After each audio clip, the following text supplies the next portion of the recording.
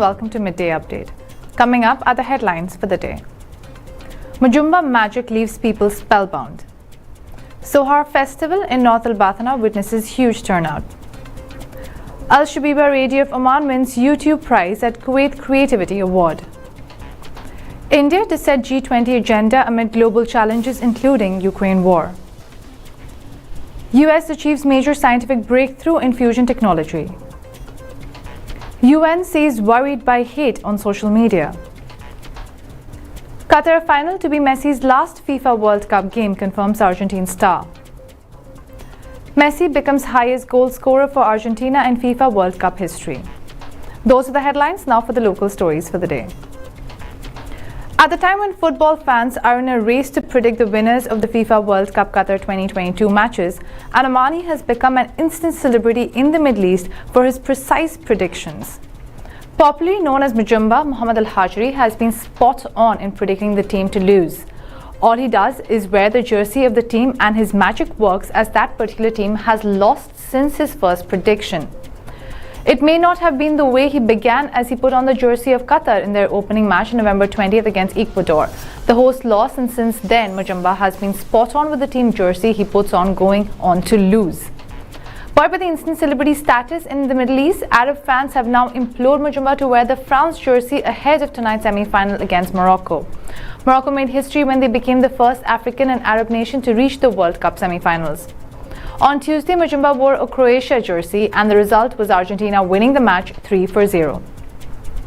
The social media phenomenon has now even been followed by global agencies and social media websites, with him being shown in a video clip that is widely circulated. On Tuesday night, the clip with him wearing the Croatian national team shirt at Lusail Stadium against Argentina was widely followed, according to the Russian news site Russia Today. According to Twitterati, the Mjumba jinx spell has been spot on so far. An Emirati website also mentioned that whenever Mjumba wears a jersey that appears to back them, the result has been negative, and in the case of the quarterfinal between Portugal and Morocco, he had put on the Portugal jersey. The result, Morocco won. Mjumba had earlier announced his support for the Netherlands team against Argentina with an orange jersey, and that result also had the Dutch go out. In the quarterfinal between Brazil and Croatia, he had the yellow and green jersey to support the five-time champions, but Neymar and co bowed out. In the group stage, another example was when he wore the Argentina jersey against Saudi Arabia, and the Gulf nation created one of the biggest upsets in the World Cup with a win over Argentina. The examples of his jinx led to the right predictions for Spain, South Korea and the host Qatar. Mjumba hashtag topped the list of leading hashtags on Twitter following the historic victory of Morocco against Portugal in the quarterfinals. With his jinx, Mjumba is now known as the unluckiest person in the World Cup. So popular has the Omani become that there are hordes of fans who wish to click a selfie with him, and on Wednesday he was swarmed by thousands asking him to wear a blue jersey against Morocco. After all, the Middle East is hoping that it is time for an Arab and African nation to make it to the World Cup final. Sohar Entertainment Festival, North Al-Bathana Governorate witnessed a large turnout of visitors. The first Sohar Festival launched on Friday, November 18, to celebrate the 52nd National Day under the patronage of His Excellency Sheikh Mohammed bin Sulaiman Al Kindi, Governor of North Al-Bathana, and in the presence of a number of officials in the public and private sectors and members of the Shura Council in the Governorate. It will run till Sunday, December 18, 2022. The festival aims to open the opportunity for the participation of the people of the Governorate and job seekers to be an active part in the organization, promotion and marketing of the festival and its events and activities, in addition to opening the opportunity for productive and low-income families to display their products in the sites specified for them. The festival also aims to highlight the tourism, entertainment, geographical and natural capabilities of the Wilayat of Sohar and the Wilayats of the Governorates in general. Al-Shabiba Radio won the YouTube and Social Media Programs Award in recognition for the radio service report titled "What We Saw Was Something Overwhelming." The prize stems from the Kuwait Creativity Award. The winning report was based on Al-Shabiba's coverage of the tropical cyclone Shaheen live as it unfolded, as well as the cyclone's direct impacts on the Wilayat of Al-Khabura in the North Al-Bathana Governorate. The report received more than 500,000 views on Al-Shabiba's YouTube channel. Those are all the local stories. We'll take a short break and then we'll be back with international news. Stay tuned.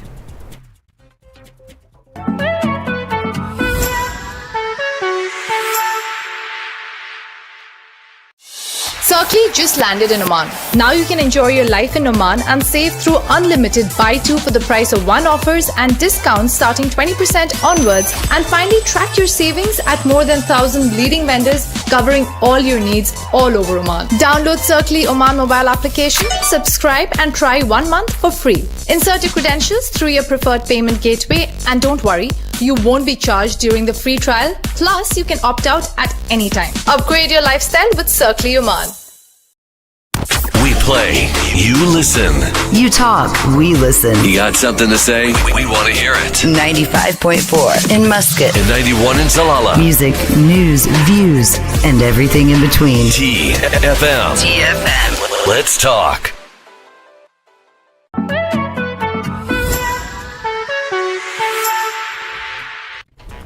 Welcome back to Midday Update. Now for the international stories.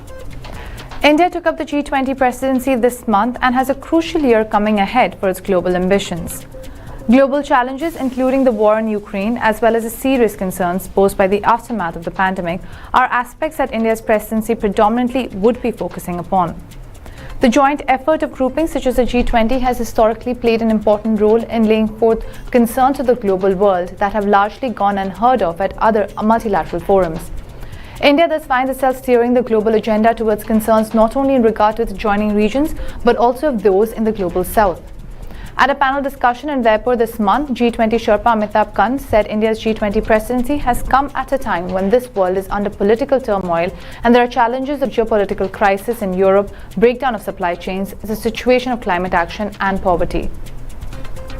India on its end has been striving to concentrate its efforts on various multilateral groupings that are part of the G20 summit in an attempt to convert words into action. For instance, the IBSA, or the India-Brazil-South Africa trilateral, had recently agreed to reaffirm the G20's role in economic cooperation and stressed its need on implementing the Sustainable Development Goals. India's presence in the trilateral with South Africa and Brazil presents it with a rare opportunity to jointly emphasize and steer the agendas towards a growth-oriented outlook for some of the fastest-growing developing countries. That too with the rare opportunity of all three countries expected to hold the presidency consecutively: India in 2023, Brazil in 2024, and South Africa in 2025. Secondly, food and energy security are perhaps a major concern that faces the global south and which has more or less been exemplified by the crisis in Ukraine. India's presidency, as emphasized by Prime Minister Modi, would seek to safeguard the global interests of those nations that find themselves in vulnerable situations. A concentrated effort is thus expected to take place during India's presidency in securing vital food and energy supply chains, especially given the times of global uncertainty. In a similar manner, India would do well to encash upon the opportunity of utilizing its membership in Quad to present to other member nations its collective endeavor of mitigating climate change. India's efforts to include a stronger emphasis on disaster risk reduction would do as well in reducing the annual loss of approximately $218 billion that the global economy faces annually. The growing animosity against Chinese debt lent to developing countries come under the backdrop of the common framework that established at 2020's G20 meeting. The framework since then has attempted to bring all major bilateral creditors together in an effort to coordinate debt relief structures against low-income countries. However, the initiative has gained little interest due to China's lack of transparency as well as cooperation. All these efforts would only bear fruits if efforts are made to include other important members in supporting such initiatives. The promises of a group incorporating varied interests from all the regions have replaced opportunities that have the potential to move power centers away from hegemonic domination to a far more distributive and multipolar global order. The United States has achieved a major scientific breakthrough in fusion technology that will pave the way for advancements in national defense and the future of clean power, the Department of Energy announced on Tuesday. A team at the Lawrence Livermore National Laboratory in California conducted the first controlled fusion experiment in history to achieve a scientific energy break-even that produced more energy from fusion than the laser energy used to drive it, the Energy Department said in a statement issued jointly with the National Nuclear Security Administration. This historic first-of-its-kind achievement will provide unprecedented capability to support NNSA's stockpile stewardship program and will provide invaluable insights into the prospects of clean fusion energy, which would be a game-changer for efforts to achieve President Biden's goal of a net-zero carbon economy, the statement said. US media reports have said that proponents of fusion hope to one day produce nearly limitless carbon-free energy and displace fossil fuels, as well as other traditional energy sources. Experts said net energy gain has been an elusive goal because fusion happens at high temperatures and pressures that are very difficult to control. While producing energy that powers homes and businesses from fusion might be decades away, the achievement by the team at Lawrence Livermore is nonetheless significant, the report said. U.S. Senate Majority Leader Chuck Schumer said he has secured what has described the highest ever authorization of more than $624 million for this year to enable researchers to build on the fusion breakthrough. This astonishing scientific advance puts us on the precipice of a future no longer reliant on fossil fuels, but instead powered by new clean fusion energy, he said.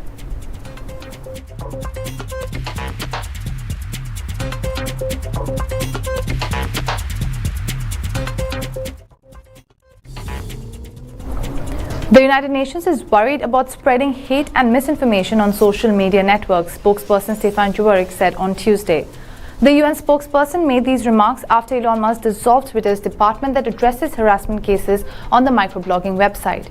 We are very much concerned about how social media platforms become an environment that spreads hate and disinformation. And I think it's incumbent on social media companies to ensure that this does not happen, Dujarric told a briefing.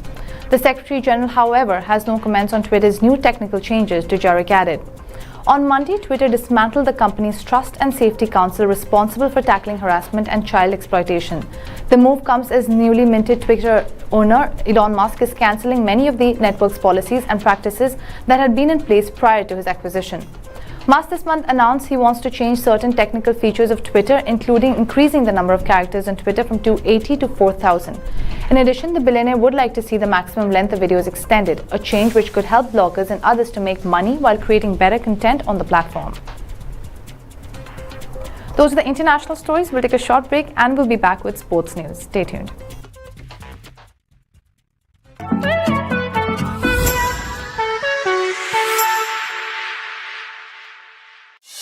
Circly just landed in Oman. Now you can enjoy your life in Oman and save through unlimited buy two for the price of one offers and discounts starting 20% onwards, and finally track your savings at more than 1,000 leading vendors covering all your needs all over Oman. Download Circly Oman mobile application, subscribe and try 1 month for free. Insert your credentials through your preferred payment gateway, and don't worry, you won't be charged during the free trial. Plus, you can opt out at any time. Upgrade your lifestyle with Circly Oman.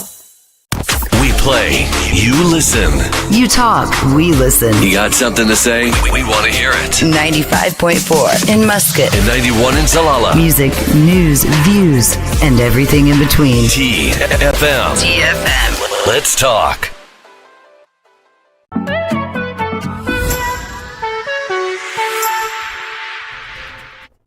Welcome back to Midday Update. Now for the sports news. Argentina star footballer Lionel Messi has confirmed the final on Sunday, December 18, to be his last FIFA World Cup game.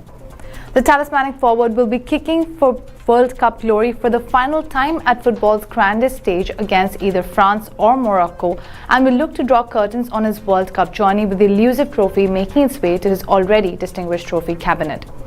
Messi will play for redemption, having reached the FIFA World Cup final in 2014 only to come second to Germany.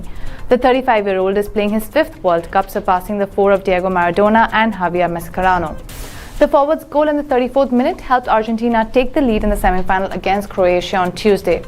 Julian Alvarez scored a brace to take Argentina into the final and knock out the 2018 World Cup runner-ups. Argentina will play the winner of the second semi-final between France and Morocco on Sunday in the championship after Messi inspired Lionel Scaloni's team to a 3-0 victory against Croatia. Messi has a chance to lead the South American team to a World Cup win to end a 36-year wait when they play in the final this weekend. Argentina last won the World Cup in 1986. The second semi-final will take place on December 15th at the Al Bayt Stadium, where defending champions France will take on a spirited Morocco, who have made it their maiden World Cup semi-final. Lionel Messi broke Gabriel Batistuta's record to become the highest goal scorer for Argentina in the history of the FIFA World Cup. This was Messi's 11th goal. The Argentina captain scored from the penalty kick to give his side a 1-0 lead against Croatia in the 34th minute in the first semi-final match at Lusail Stadium. Messi has equaled Hungarian great Sándor Kocsis and German goal machine gun Jurgen Klinsmann with 11 goals. The Argentine star's superlative performance paved the way to an emphatic 3-0 win over Croatia, and with this win, they have now entered the final. The Messi-led side will take on the winner of France vs Morocco match. This will be Messi's second FIFA World Cup final as Argentina reached the final of FIFA World Cup 2014 but lost to Germany by a solitary goal. The star Argentine footballer is eyeing the third FIFA World Cup trophy for his country.